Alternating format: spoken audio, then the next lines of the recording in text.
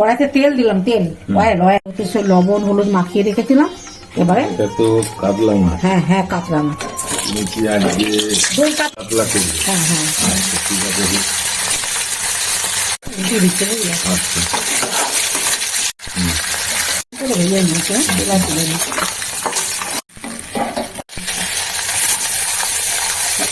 ভাজা হয়ে গেছে। দিয়ে দিলাম, বুঝলে? হ্যাঁ, দইটা দিয়েছি, এবার দই দেবো। হাতের মতো জিনিস আছে, বলো না।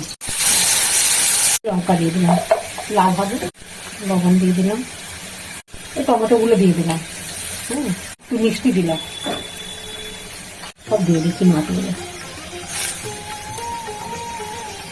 তাহলে দই কাতলা। হ্যাঁ, দই কাতলা। দই কাতলা কিন্তু কমপ্লিট।